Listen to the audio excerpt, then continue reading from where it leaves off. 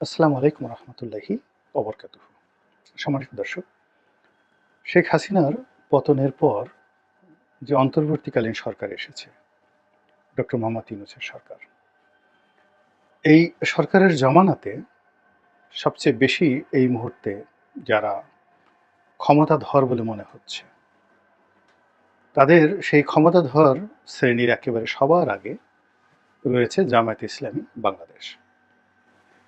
এবং আশ্চর্যজনক একটা বিষয় হলো যে জামাতের সঙ্গে যাদের দীর্ঘদিন বিরোধ ছিল, বিপত্তি ছিল, এবং ইসলামপন্থীদের যে শাখা প্রশাখা, গ্রুপ উপগ্রুপ, রাজনৈতিক দল, মতাদর্শ, এই সকল বিষয় নিয়ে সেই স্বাধীনতার আগের থেকেই গত ৫০ বছর ধরে ধরুন বা গত ৭০ বছর ধরে যে বিবাদ চলছিল, সেই সকল বিবাদ এবং বিসংবাদ বলতে গেলে দূর করে অনেকেই জামাতের সঙ্গে একটা বন্ধুত্ব করার জন্য রাজনৈতিক সমঝোতা মোটামুটি একটা লাইনে চলে এসেছেন।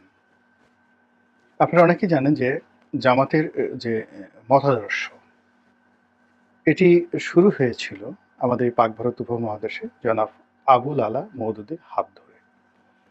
আবার বাংলাদেশে আবুল আলা মওদুদীর যিনি প্রধান অনুসারী ছিলেন তিনি অধ্যাপক গোলাম আজম। পাক ভারত উপমহাদেশে আবুল আলা মওদুদীর আগে এই যে জামাতি দর্শন, এটি মূলত ছিল ওহাবি আন্দোলন বা ফরায়েজি আন্দোলন। হাজী শরীয়তুল্লাহর নেতৃত্বে আন্দোলন হয়েছিল, কিন্তু তখন তাদের কোনো রাজনৈতিক এজেন্ডা ছিল না। এবং যে ওহাবি আন্দোলন, ওটা কিন্তু ব্রিটিশ জামানাতে নিদারুণ জনপ্রিয়তা পেয়েছিল। তো যাই হোক, হাজী শরীয়তুল্লাহর যে পরবর্তী যারা বংশধর, তারা এটাকে রাজনৈতিক মেরুকরণ করেননি।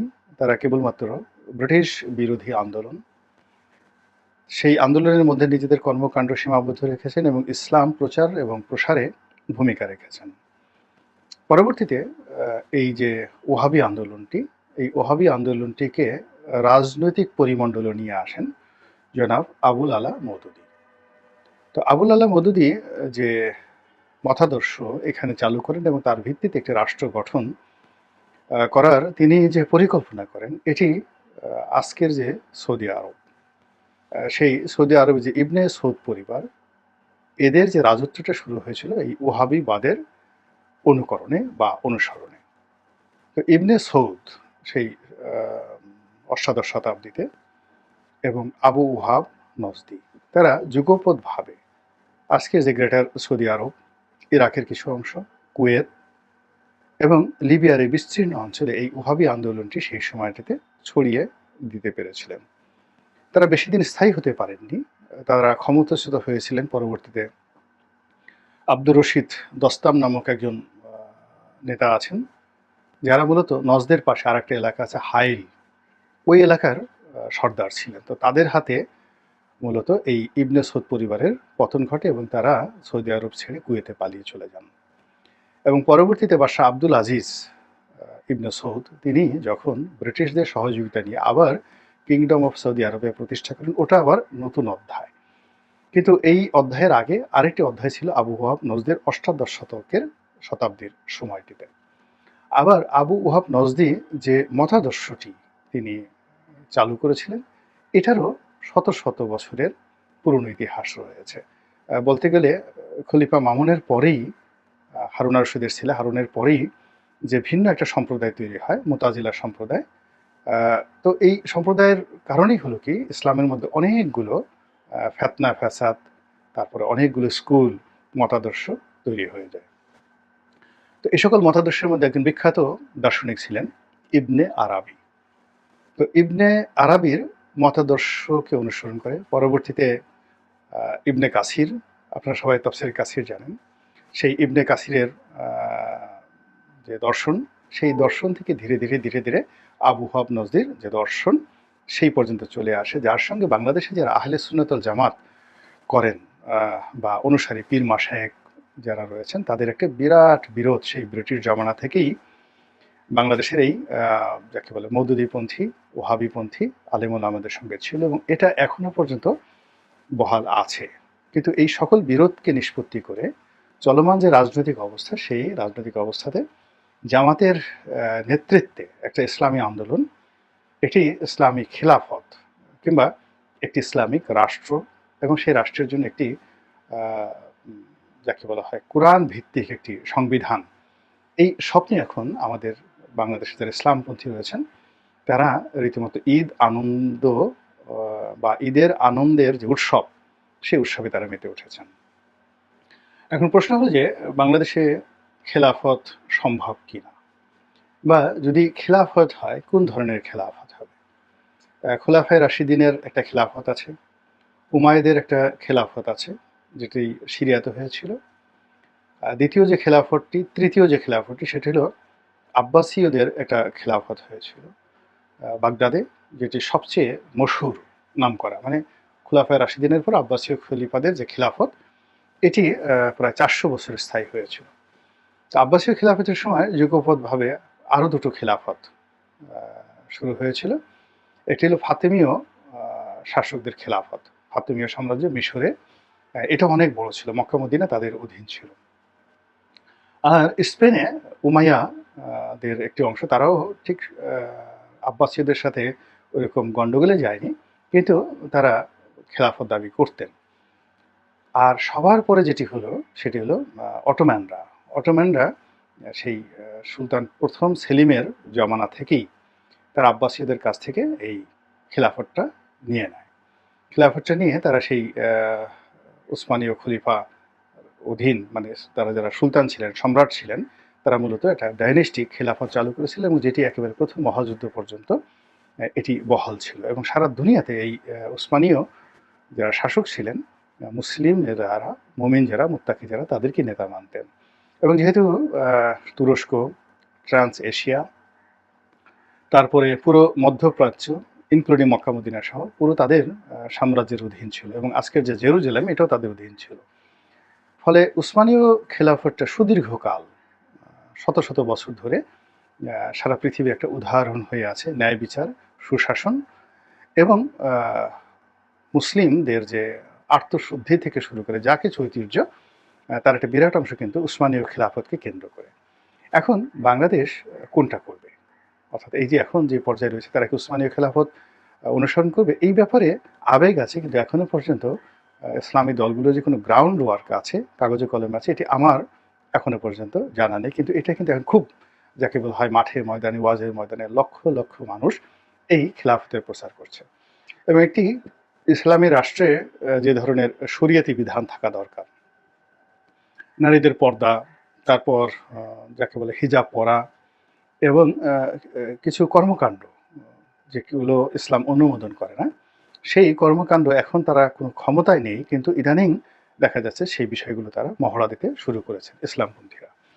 এর প্রেক্ষিতে কতগুলো বিচ্ছিন্ন ঘটনা ঘটেছে, যেমন শিল্পকলা একাডেমিতে একটি নাটক মাঝপথে বন্ধ করে দেওয়া হয়েছে। তারপরে মেহেজাবিন চৌধুরী নামক একজন মডেল তারকা আছেন, তিনি চট্টগ্রামে গিয়েছিলেন একটি শোরুম উদ্বোধন করার জন্য, সেখানে তিনি বাধার সম্মুখীন হয়েছেন এবং সেটি তিনি করতে পারেননি। এরকম অনেক ঘটনাও কিন্তু বাংলাদেশে সব পেপারে আসছে না, ঘটছে, যেখানে ইসলামাইজেশন বা শরিয়তি আইন বলবৎ করার জন্য যারা ইসলামপন্থী রয়েছেন তারা যার যার অবস্থান থেকে চেষ্টা চালিয়ে যাচ্ছেন। মধ্যে মাজার ভাঙার একটা প্রবণতা শুরু হয়েছিল। এই মাজার ভাঙাটা এক্সক্লুসিভলি জামাতের যারা মতাদর্শিক সৈনিক রয়েছেন তাদের কর্ম, কিন্তু এটা বহুলভাবে সমালোচিত হওয়ার কারণে সম্ভবত সেই জায়গা থেকে জামাত ফিরে এসেছে মূলত অন্যান্য যারা ইসলামপন্থী রয়েছেন তাদের একটা প্ল্যাটফর্মে একত্রে আনার জন্য।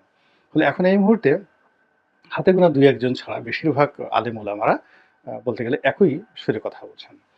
এখন বর্তমান যে সরকার রয়েছেন তারা আসলে মূলত জামাতকেই তাদের ১ নম্বর বন্ধু হিসেবে মনে করছেন। ২ নম্বর বন্ধু হিসেবে তারা ইসলামপন্থীদের মনে করছেন। এর কারণ হলো যে শ্রেণী চরিত্র যদি ধরেন, আওয়ামী লীগের শ্রেণী চরিত্র, বিএনপি, জাতীয় পার্টি থেকে শুরু করে, হ্যাঁ এই তো এই তিনটাই তো, আওয়ামী লীগ, বিএনপি, জাতীয় পার্টি, যে সেকুলার যারা রাজনীতি করেন তাদের শ্রেণী চরিত্র অলমোস্ট সেম। এবং ইতিমধ্যেই যেটি দেখা দিয়েছে যে আওয়ামী লীগের আমলে যে সকল দুর্বৃত্তপনা হয়েছে, মন্দ কাজগুলো হয়েছে, এখন সেই মন্দ কাজগুলো একটাও কিন্তু বন্ধ হয়নি।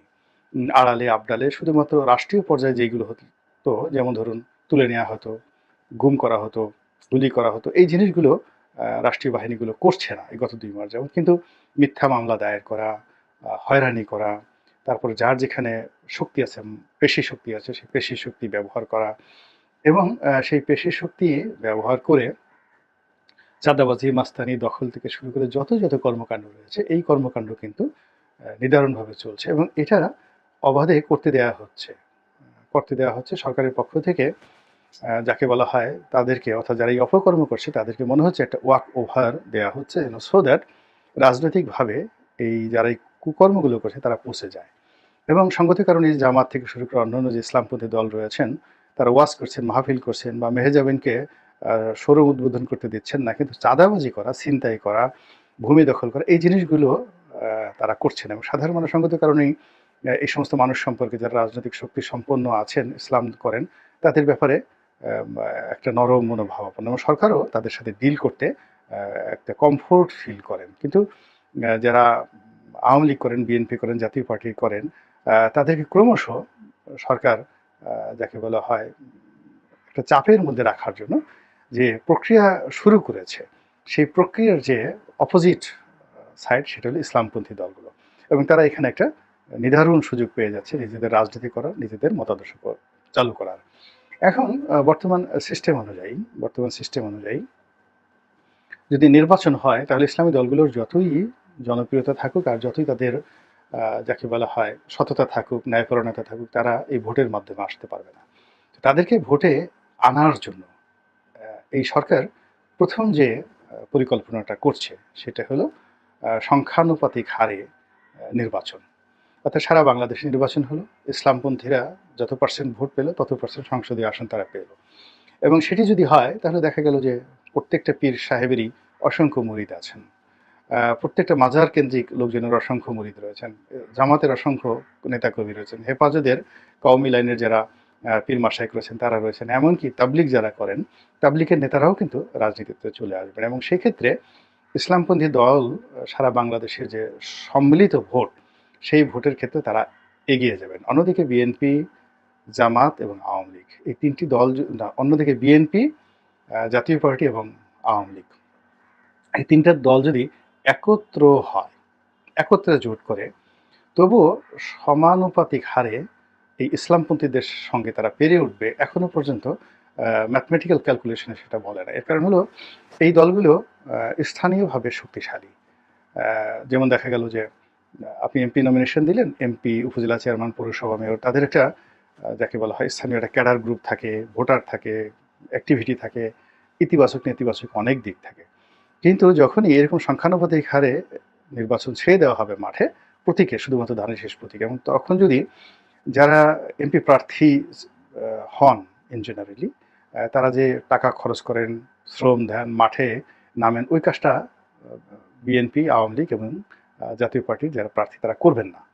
তো এখন যদি সেটা না করা হয়, অন্যদিকে যারা ইসলামপন্থী হুজুরের লোক আছেন, জামাতের লোক আছেন, তারা কিন্তু মাঠে ময়দানে একেবারে আল্লাহু আকবার বলে যেভাবে নেমে যাবেন, তা এই প্রচলিত রাজনৈতিক দলগুলোর জন্য বিশাল হুমকি হয়ে দেখা দেবে এবং তাদের ক্ষমতায় আসার কোনো সম্ভাবনা নেই, এমনকি একত্রে জোট করলেও না।